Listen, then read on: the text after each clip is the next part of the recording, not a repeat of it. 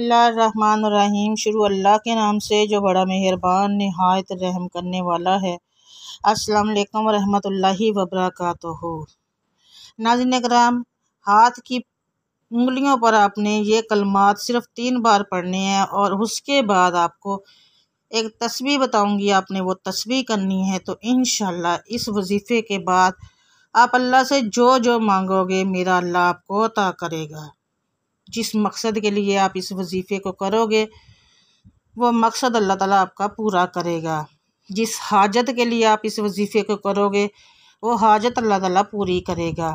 और जिस भी कोई परेशानी है, कोई बच्चे बच्चियों के रिश्तों के लिए में रुकावट है, घर के हालात ठीक नहीं है, रिज़्क़ की बहुत तंगी है, तो आपने उनके लिए भी किसी भी मकसद, किसी भी हाजत के लिए ये वजीफ़ा करना है। तो देखिएगा इंशाअल्लाह ताला इस वजीफ़े की बरकत से आपकी हर वो हाजत भी पूरी होगी जिस हाजत के लिए आप करोगे। आपके घर से परेशानियां भी ख़त्म होंगी और रिज़्क़ की तंगी भी ख़त्म होगी। अगर बच्चे बच्चियों के नेक नसीब के लिए करेंगे और ये करेंगे कि अल्लाह ताला अच्छी जगह पे उनके रिश्ते कर दे, तो इंशाअल्लाह वो भी होंगे। जो भी वजीफ़ा किया करें, जो भी कलमात पढ़ा करें, अल्लाह ये कुरानी आयात होती हैं, अल्लाह ताला के सिफ़ाती नाम होते हैं, ये मजरब और अज़मुद्दा होते हैं, बुज़ुर्गाने दीन के बताए हुए होते हैं। तो नाज़रीन कराम, जब भी आप जो भी वजीफ़ा करेंगी अल्लाह की ज़ात पे भरोसा रख के करेंगी, अल्लाह ताला की ज़ात पे तवक्कुल रख के करेंगी कि हाँ भाई मैं इस मकसद के लिए जो कर रही हूँ तो मेरा अल्लाह इस मकसद को ज़रूर पूरा करेगा।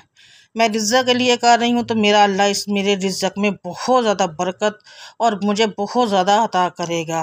मैं कारोबार के लिए कर रही हूँ तो इंशाअल्लाह ताला मेरा अल्लाह मेरे कारोबार को भी बहुत ज़्यादा तरक्की देगा और मेरे कारोबार को अल्लाह ताला उसमें बरकत भी देगा। और अगर हम लोग ये सोच के करें कि हम अपने बच्चे बच्चियों के अच्छे रिश्तों के लिए इस वजीफ़े को करेंगे तो देखिएगा इंशाअल्लाह आपके बच्चे और बच्चियों के रिश्ते इतनी अच्छी जगह पे होंगे कि आप लोग कहेंगे कि वाकई। क्योंकि नाज़रीन कराम, अल्लाह ताला के एक कुन की ढेर होती है और हमारे सारे मामलात संभल जाते हैं, सुधर जाते हैं। हम लोग अल्लाह को भूलते हैं लेकिन अल्लाह हमें नहीं भूलता। हम लोग नमाज कुरान में कोताही कर देते हैं लेकिन अल्लाह ताला हमें माफ़ कर देता है। तो इसलिए जो भी वजीफ़ा जिस मकसद के लिए आपने इस वजीफ़े को करना है उस मकसद को अपने जहन में रख के कीजिएगा तो इंशाल्लाह आपके घर में कोई भी परेशानी नहीं होगी, तकलीफ़ होगी ख़त्म हो जाएगी, झगड़े हैं ख़त्म हो जाएं। आपका कोई भी मसला है आपने उस मसले को अपने जहन में रखना है और ये अमल करना है, आपका हर मकसद भी पूरा होगा इंशाअल्लाह ताला। अगर रिज़्क़ की तंगी है, मुश्किलात हैं, परेशानियां बहुत हैं, घर से बीमारियां ख़त्म नहीं हो रही, तो कोई भी हाजत है तो उसके लिए ये अमल ज़रूर कीजिएगा। वो छोटे छोटे वज़ाइफ होते हैं तो आपको पता है मैंने कभी भी लंबे लंबे वज़ाइफ नहीं बताए, छोटे छोटे मेरे वजीफ़े होते हैं तो वो आप अगर डेली भी करेंगे तो उनका फ़ायदा ही होगा इंशाअल्लाह ताला। इस वजीफ़े की इजाज़त के लिए आपने सिर्फ प्यार से एक बार दुरूद शरीफ पढ़ना है और कमेंट में सुबहान अल्लाह लिख देना है और साथ में रिज़्क़ में बरकत के लिए अल्लाह ताला का एक सिफ़ाती नाम लिखना है। उसके बाद आपको किसी किस्म की इजाज़त की ज़रूरत नहीं है। तो इंशाअल्लाह ताला आप उसके बाद इस वजीफ़े को कर सकते हैं। बहुत ही अच्छा, आसान और मुजरब आज़मुद्दा अमल है। तो नाज़रीन कराम, आपने करना क्या है, आपने ये किसी भी नमाज के बाद अमल करना है। ये ज़रूरी नहीं है कि आप इसका टाइम भी फिक्स नहीं है, जब आपको वक्त मिल जाए, जब आपको आराम सुकून यकसोई आपको हो, पता है कि अब मुझे कोई डिस्टर्ब नहीं करेगा, कोई मुझे अगर मैं वजीफ़ा करूँगी तो कोई किसी की बातें मेरे कानों में नहीं आएंगी, आवाज़ें मेरे कानों में नहीं आएंगी, तो आपने उस वक्त इस वजीफ़े को कर सकते हैं। और इसके लिए मेरे ख्याल में बेस्ट टाइम जो होता है फजर का और इशा का होता है और तहज्जुद का टाइम होता है। लेकिन आप अपनी सहूलत के हिसाब से, अपने घर के हालात के माहौल के हिसाब से इस वजीफ़े को कीजिएगा। लेकिन एक बात याद रखिएगा, जब आपने ये वजीफ़ा करना है तो आपका सिर्फ वही मकसद आपके दिमाग में चल रहा हो जिस मकसद के लिए आपने इस वजीफ़े को करना है, ठीक है। और उसके लिए आपको एक सब बाकी ख्यालात को झटकना पड़ेगा, ख़त्म करना पड़ेगा, सिर्फ अपना मकसद रखना है ज़हन में और वजीफ़े कर लेना है। वजीफ़े का असर देखिए कि कितनी जल्दी होगा। तो आप फजर, ज़ोहर, मगरिब, इशा जिस वक्त भी आपको पता है कि अब मैं सुकून से कर सकती हूँ, यकसोई से कर सकती हूँ, मुझे कोई नहीं बुलाएगा, हम लोगों की बातें मेरे कानों में नहीं आएंगी, तो आप उस वक्त ये कर लीजिएगा। बहुत ही आसान और मुजरब और आज़मुद्दा वजीफ़ा है, बुजुर्गान दीन का बताया हुआ है। नाज़रीन करम, सबसे पहले आप मेरी बात सुन लें कि आप अगर मेरे चैनल पर अभी नए हैं और अभी तक मेरे चैनल को सब्सक्राइब नहीं किया तो जल्दी से सब्सक्राइब कर लें और साथ लगे बेल आइकन को ज़रूर प्रेस कीजिएगा, क्योंकि मैं ऐसे छोटे छोटे वज़ाइफ डेली बेसिस पे रोज़ाना करती रहती हूँ। तो अमल सुन लें, कापी ले लें, उस पर नोट कर लें, क्योंकि वैसे भी मैं 2 बार अमल बताती हूँ, क्योंकि जब मैं पहली बार अमल बताती हूँ उसमें कुछ ना कुछ बातें याद आ जाती हैं जो अमल के मतलब होती हैं, तो मैं बयान कर देती हूँ, लेकिन बाद में मैं कोई एक्स्ट्रा बात नहीं करती हूँ, तो मैं बता देती हूँ। वीडियो को स्किप ना किया करें, पूरा देखा करें।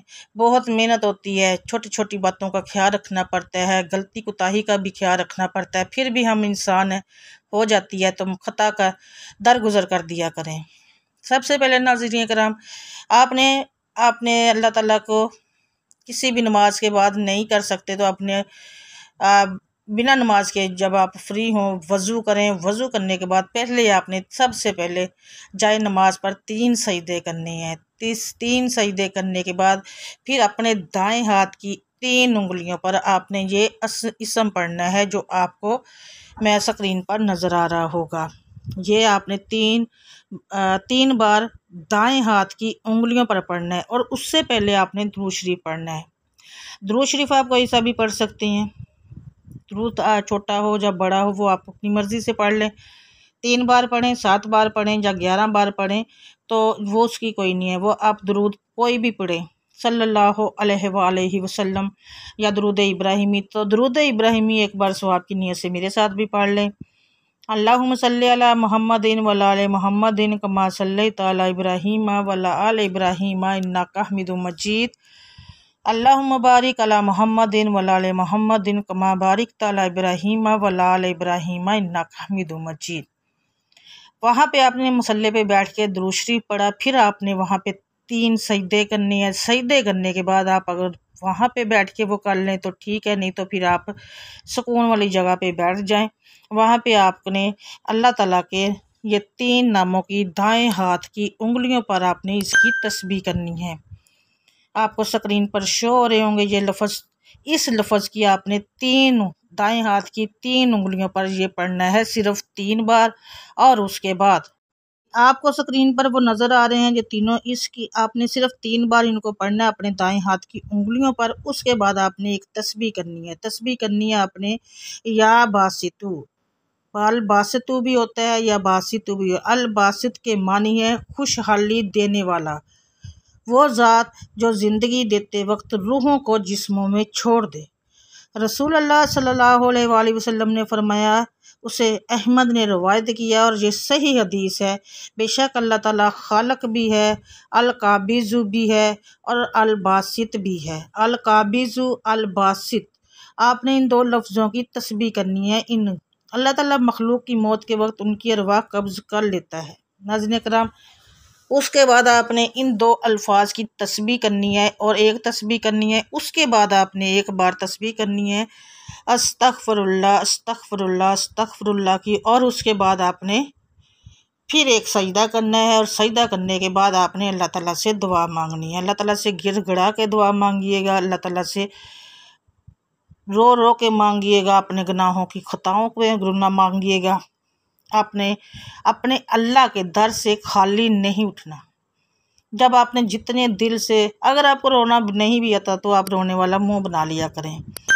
अल्लाह ताला ने हमारे जब हमें देना है ना, तो ना उसने हमारी शक्लें देखनी है ना हमारी अक्लें देखनी है। अल्लाह ताला ने सिर्फ हमारे अमाल देखने हैं। और जब हम अल्लाह की राह में अल्लाह की आगे सजदा करते हुए रोएंगे, गिड़गिड़ाएंगे, तो मेरा अल्लाह कहेगा इसकी जो हाजत है पूरी कर दो। और अल्हम्दुलिल्लाह होता भी है, पूरी भी होती है। तो बहुत छोटे से वजीफ़ा है, बहुत ही आसान है। जिस मकसद के लिए, अगर आपको अपना घर चाहिए तो उसकी आपने अपने दिमाग में, अपने जहन में उस हाजत को रखना है।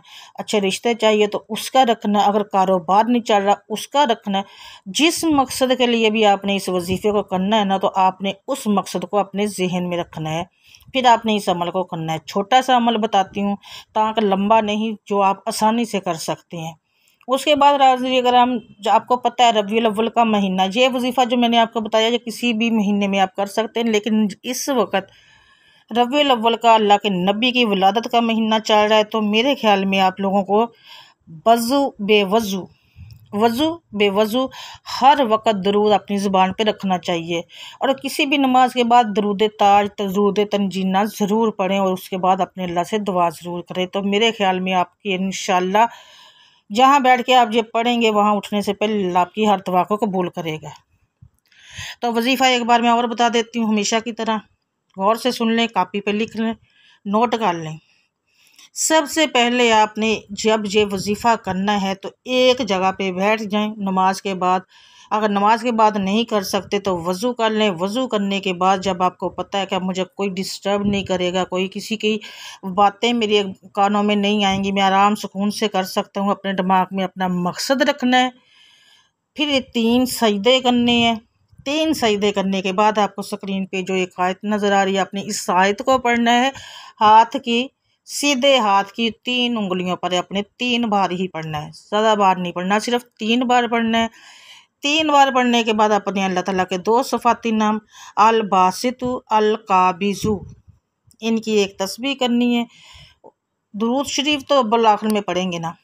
अल काबिज़, अल बासित, इन 2 लफ्ज़ों की आपने कैसे पढ़ना मैं बता दूं। अल बासितु अल काबिज़, अल बासितु अल काबिज़, इस तरह से करके आपने एक तस्बीह करनी है। उसके बाद एक तस्बीह आपने अस्तगफिरुल्लाह की करनी है। अस्तगफिरुल्लाह अस्तगफिरुल्लाह अस्तगफिरुल्लाह की आपने एक तस्बीह करनी है।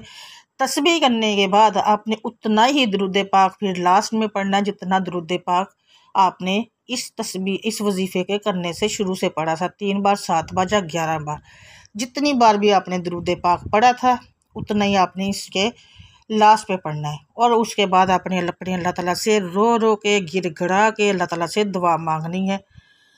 सजदा ज़रूर एक कीजिएगा। 3 सजदों के बाद ये तस्बीहात कीजिएगा, जो आयत बताई वो करें। उसके बाद ये 3 तस्बीह, जो मैंने 2 तस्बीह बताई वो कीजिएगा। उसके बाद एक सजदा करके तो इंशाअल्लाह अल्लाह ताला के हुजूर गिड़गिड़ा के, रो के दुआ मांगिएगा। इंशाअल्लाह आपके सजदे से सर उठाने से पहले मेरा अल्लाह आपकी हर दुआ पे कुन फरमा देगा इंशाअल्लाह। ये बुजुर्गाने दीन का बताया हुआ अमल है, बहुत ही आजमुदा मुजरब अमल है। ठीक है, ये किसी भी नमाज के बाद भी कर सकते हैं। अगर नमाज के बाद नहीं कर सकते तो आप किसी भी वक्त कर सकते हैं, जब आपको पता है कि मैं अब ये काम यकसोई के साथ कर सकती हूँ, मुझे कोई भी डिस्टर्ब नहीं करेगा और मेरे दिमाग में कोई और ख्यालात नहीं आएंगे या किसी और की आवाज़ें नहीं आएंगी। उसके बाद सुकून से आप लीजिएगा। मकसद को जहन में रखना है। घर चाहिए उसका रख लें, बच्चे रिश्ते चाहिए उसके लिए रख लें, कारोबार के लिए रख लें, जिस मकसद के लिए भी आप करेंगे तो इंशाल्लाह मेरा अल्लाह ताला आपके 4थे सजदे से सर उठाने से पहले आपकी हर दुआ पे कुन फरमा देंगे।